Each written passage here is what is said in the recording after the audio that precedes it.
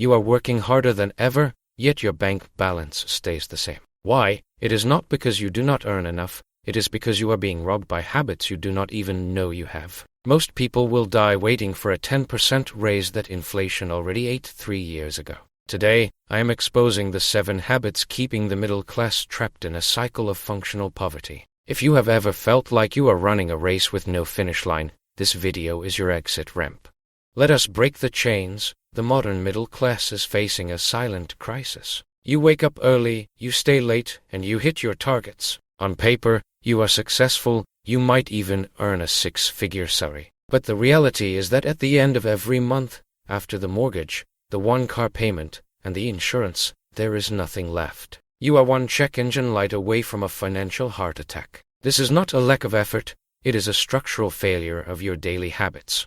Society has conditioned you to believe that if you just work harder, wealth will follow. That is the biggest lie in finance. Hard work is just a multiplier. If you are multiplying 0 or a negative habit, you just get more debt, faster. We are going to look at why a $100,000 income can still feel like $20,000. We are going to talk about the status trap, the comfort tax, and the safety illusion. In the next 20 minutes, I am going to show you how to identify the invisible anchors holding your ship back. If you want to stop trading your life for a paycheck and start owning your time, you need to listen closely to habit number 1. It is the most common and the most dangerous. The first habit keeping you poor is lifestyle creep. This is the silent thief of wealth. Think back to your first job. You probably earned $30,000 a year. You lived in a small apartment, ate cheap food, and somehow you survived. Then, you got a promotion. Your salary went up to $50,000. Suddenly, that apartment was not good enough. You needed a better car. You started eating at nicer restaurants. Fast forward to today, you might be making $90,000 or $120,000, but you feel just as stressed as you did when you made $30,000. This happens because as your income grows, you allow your expenses to rise at the exact same rate or faster. You think you deserve a reward for your hard work. You tell yourself, I work 50 hours a week, I should at least drive a nice SUV. But that SUV carries an $800 monthly payment.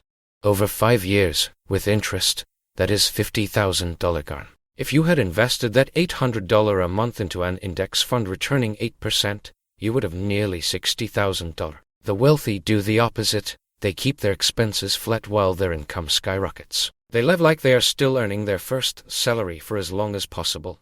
If you get a $1,000 a month raise, you should be investing 80% of that immediately before you even see it in your checking account. If you do not see it, you will not spend it. If you keep upgrading your car, your house, and your clothes every time you get a raise, you are not building a life, you are building a cage. You are essentially working for the bank and the car dealership, not for yourself. Break the habit of rewarding yourself into poverty. Habit number 2 is buying status on credit. In our digital age, we are constantly bombarded by images of people living the high life. We see the watches, the vacations, and the designer bags. But here is the secret. Most of the people you see looking rich are actually drowning in debt. They are using credit cards with a 24% interest rate to fund a lifestyle they cannot afford to impress people they do not even like.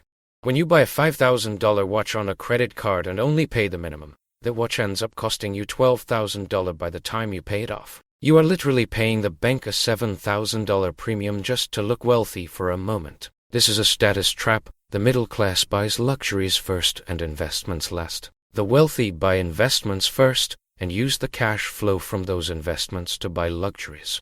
If you want to be rich, you must stop trying to look rich. Real wealth is the money you do not spend. It is the $200,000 sitting in a brokerage account that nobody sees. It is the peace of mind knowing that if you lost your job tomorrow, you could survive for 2 years without a paycheck. A designer belt will not pay your rent. A luxury car will not fund your retirement. Break the habit of seeking validation through consumption.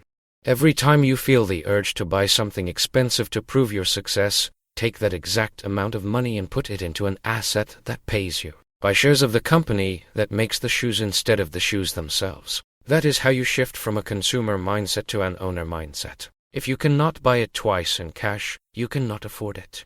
The third habit is paying the convenience tax. We live in an on-demand world. Food delivery, subscription services, and premium convenience apps. These seem like small expenses, maybe $15 here or $20 there. But when you add them up, the average middle-class professional is spending over $500 a month on convenience alone. This is money being burned for zero long-term value. Uber Eats is not just the cost of the food, it is a 30% markup plus a delivery fee plus a tip. You are paying a 50% premium because you did not want to drive 10 minutes to pick up your dinner. If you do this 3 times a week, you are losing $3,000 a year.